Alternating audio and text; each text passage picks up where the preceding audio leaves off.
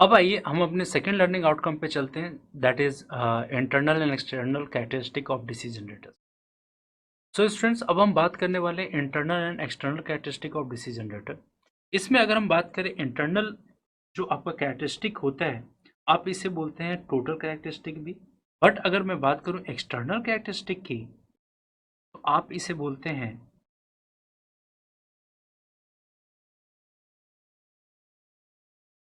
Output characteristic, या फिर terminal voltage V versus load current IL characteristic,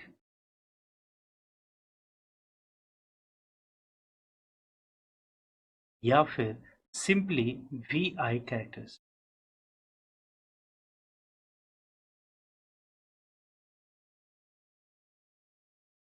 ठीक है।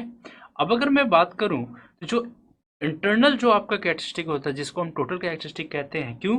क्योंकि अगर हम जनरेटर के बारे में बात करें तो जो सबसे पहले जो वोल्टेज इंड्यूस होता है वो EA होता है, जिसके बाद आपके वोल्टेज ड्रॉप आपके जो वाइंडिंग के क्रॉस होता है, उसके बाद जो आपको मिलता है वो आपका टर्मिनल वोल्टेज होता है।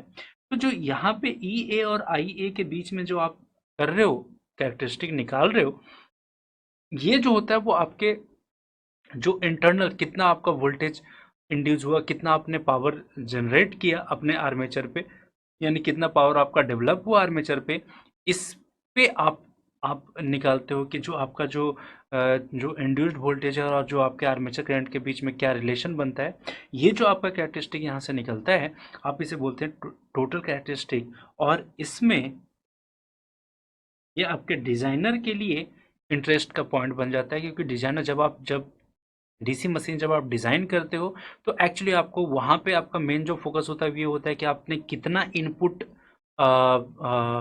मैकेनिकल एनर्जी दिया, और वो कितना फिर आपके इलेक्ट्रिकल एनर्जी में कन्वर्ट हो रहा है। उसके बाद आपकी कॉपर लॉस के बाद आपके इलेक्ट्रिकल जो आपका जो एनर्जी है आपके टर्मिनल आउटपुट पे, वो कितना होगा। तो सबसे पहले चीज़ क्या है कि आपका मैकेनिकल एनर्जी से इलेक्ट्रिकल एनर्जी में कन्वर्शन कितना हुआ, ये आपका मेन आपका डिजाइन प्रोस्पेक्ट होता है। इसलिए ये जो टोटल कैरेक्टरिस्टिक है वो आपके डिजाइनर पॉइंट ऑफ व्यू से ज़्यादा इंटरेस्टिंग है, डिजाइनर्स इसको इसको ज़्यादा इंटरेस्ट से देखते हैं। बट जो आपका यूज़र है वो आपका आउटपुट कैरेक्टरिस्टिक देखता है, यानी कि ये जो होता है ऑफ इंटरेस्ट ऑफ यूज़र होता है। ये यूज़र का जो इंटरेस्ट होता है वो सिर्फ होता है आपके आउटपुट कैरेक्टरिस्टिक पे, कि उसको कितना आपके टर्मिनल पे वोल्टेज मिल रहा है, कितना उसका लोड करंट है, और वो कितना पावर डिलीवर करने वाला है। तो इस केस में यहाँ पे जो आपका जो टर्मिनल वोल्टेज और लोड करंट के बीच का जो आपका ग्राफ होता है, उसको हम बोलते हैं एक्सटर्नल कैरेक्टरिस्टिक, या फिर उसको बोलते हैं आउटपुट कैरेक्टरिस्टिक। तो अब आइए वन बाय वन करके अपने जनरेटर के बारे में डिस्कस करेंगे, और डिस्कस करेंगे उसका इंटरनल और आउटपुट जो एक्सटर्नल कैरेक्टरिस्टिक है वो कितना होगा। तो सबसे पहले जो हम डिस्कस करने वाले हैं वो करने वाले हैं सेपरेटली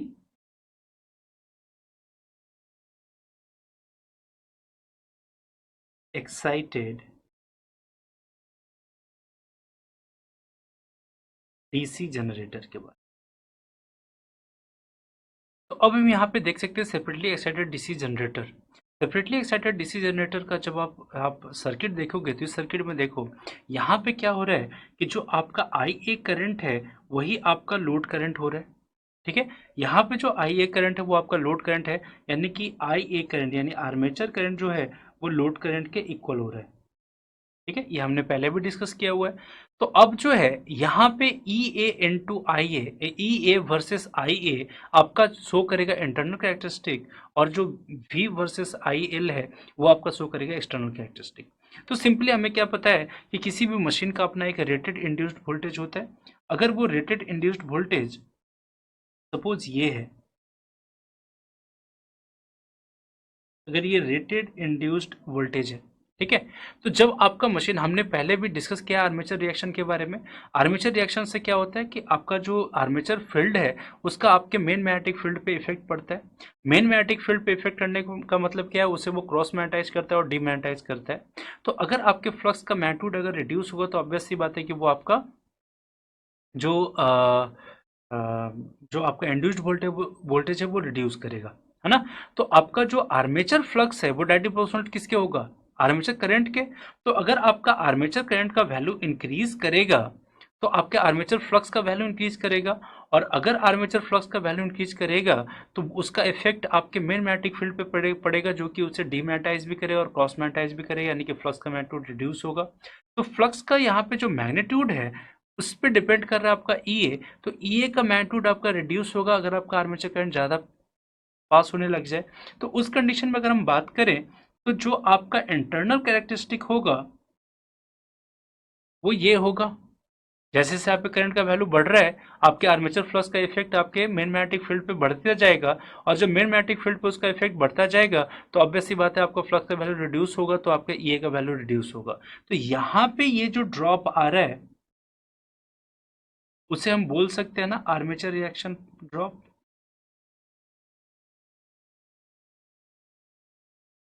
ठीक है, क्लियर हुआ इंटरनल कैरेक्टरिस्टिक। अब हम नेक्स्ट अगर बात करें तो यहाँ पे आपका इक्वेशन आप क्या लिखते हो, V is equal to E A minus I A R A, separately excited की कंडीशन में यही होगा। तो अब अगर यहाँ पे हम देखें कि आई ए का वैल्यू अगर आपका इंक्रीज होगा, यहाँ पे आई ए जो है I A that is equal to I L, अभी जस्ट हमने देखा यहाँ पे। ठीक है, तो अब अगर आई ए का वैल्यू इंक्रीज कर रहा है यानी कि लोड करंट का वैल्यू इंक्रीज कर रहा है, और आई ए का वैल्यू इंक्रीज होगा तो वी का वैल्यू डिक्रीज करेगा। ठीक है, यानी कि जो आपका कैरेक्टरिस्टिक यहाँ पे बन रहा है वहां पे, और ये ड्रॉप होगा जैसे जैसे आपके आई ए का वैल्यू बढ़ता जाएगा, आपका आई ए आर ए ड्रॉप आपका बढ़ता जाएगा, तो ये आपका जो कैरेक्टरिस्टिक है वो और आपका घटता जाएगा।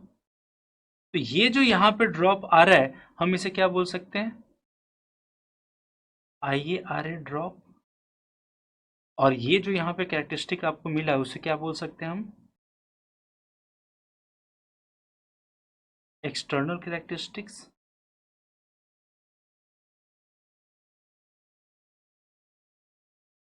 ठीक है, जो कि आपके आई एल और वी के बीच में है, क्योंकि आई एल आपका आई ए के बराबर है, तो आई ए और वी के बीच में जो आपका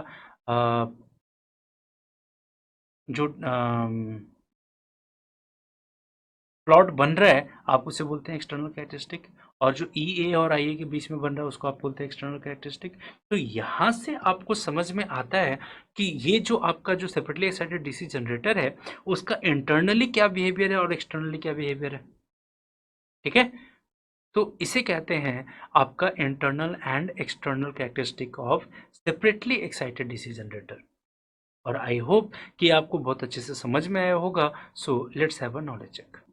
अब हम यहाँ पे बात करते हैं डीसी शंट जनरेटर में। डीसी शंट जनरेटर में हम इंटरनल और एक्सटर्नल कैरेक्टरिस्टिक हम डिस्कस करने वाले।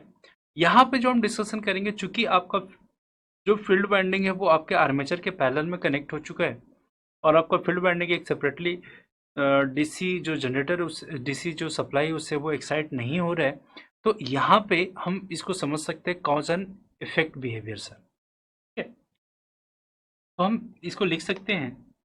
अभी कॉज एंड इफेक्ट बिहेवियर क्या है वो बात समझते हैं।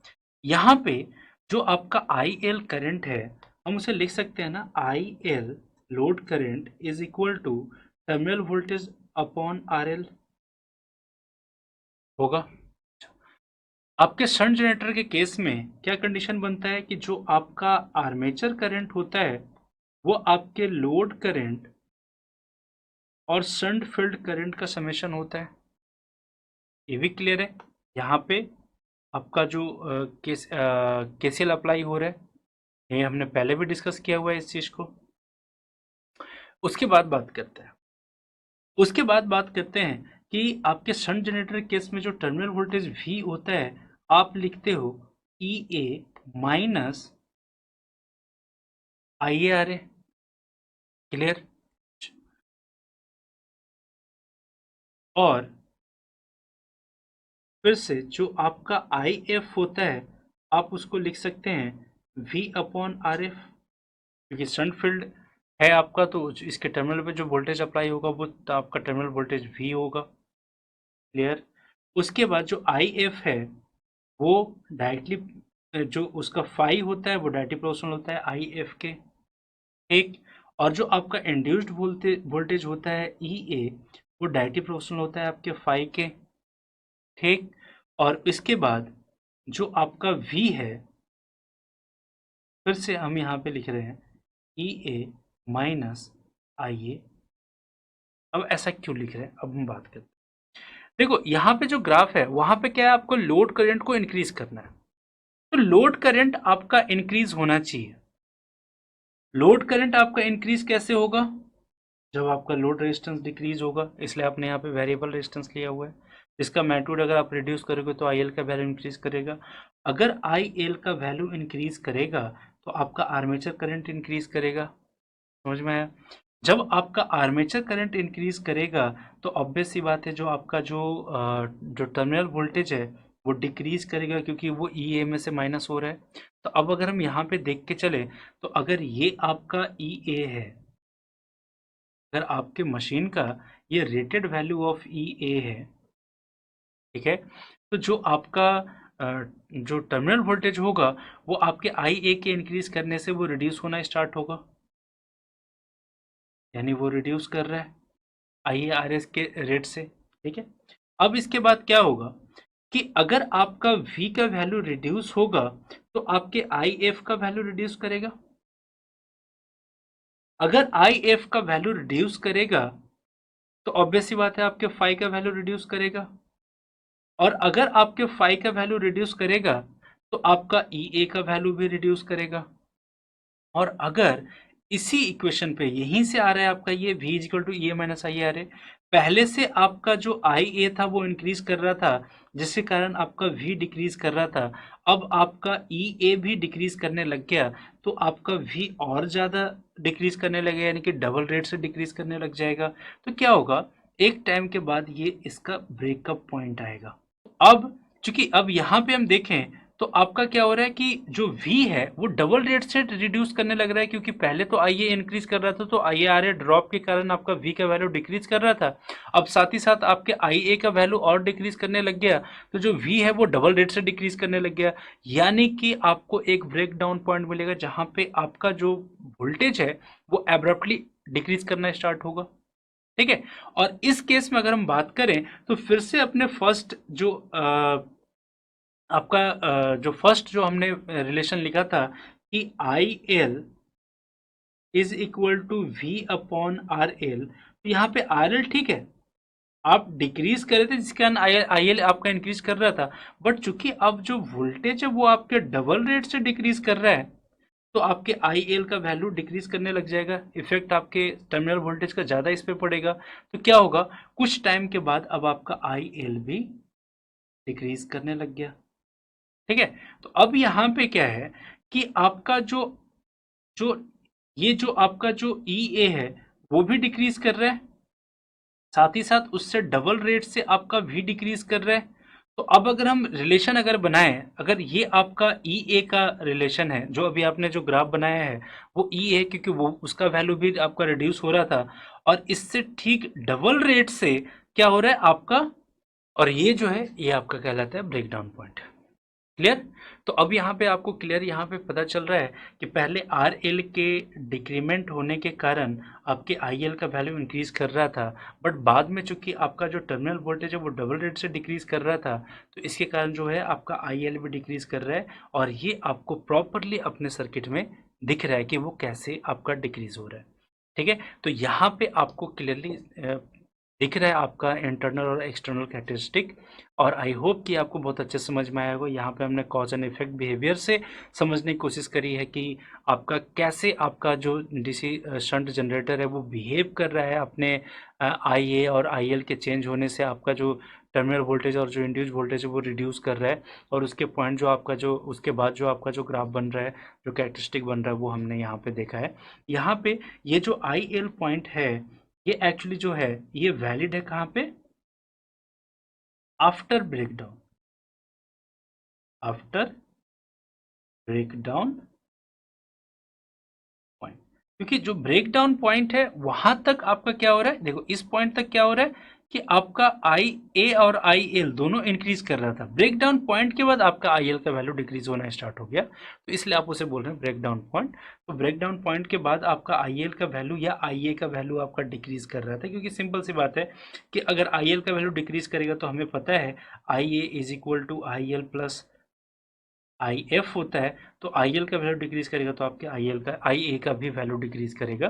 तो ये जो है ये आपके ब्रेक डाउन जो पॉइंट है उसके बाद का बिहेवियर है, जो कि हमने बहुत अच्छे से अपने कैरेक्टरिस्टिक में शो किया है, और आई होप कि आपको बहुत अच्छे से समझ में आया होगा। So let's have a knowledge.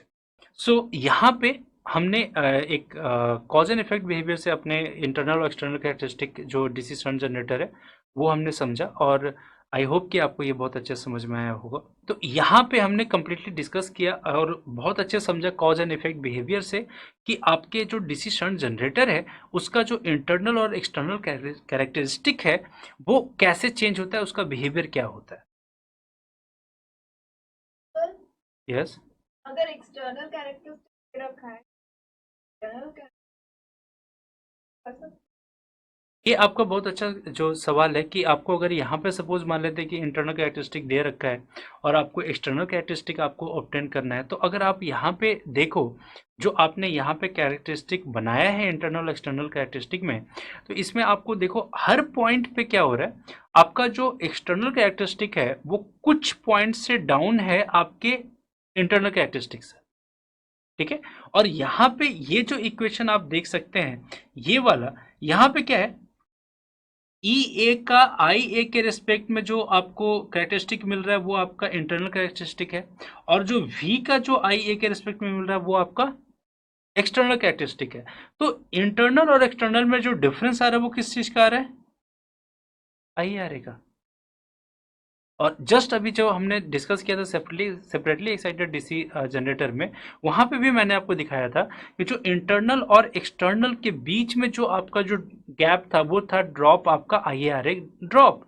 तो ये सेम है कि अगर सपोज मान लेते हैं कि आपको यहाँ पे दिखाया जा रहा है कि जो आपका इंटरनल कैरेक्टरिस्टिक अगर आपको शो कर रहा है तो आप उसमें आई आर ए ड्रॉप करो, और उससे जो आपका जो ग्राफ बनेगा वो आपका एक्सटर्नल कैरेक्टरिस्टिक होगा, आप ऑप्टेन कर सकते हैं। और कोई सवाल? तो यहाँ पे हमने कंप्लीट डिस्कशन करा है, और आई होप कि आपको बहुत अच्छे सवाल जो चीज़ें हैं वो समझ में आई होगी, आपने आपका डाउट भी मैंने क्लियर किया जो आपने यहाँ पे पूछा है। सो अब आपको ये बहुत अच्छे समझ में आया होगा। सो अब आइए करते हैं आपका नॉलेज चेक।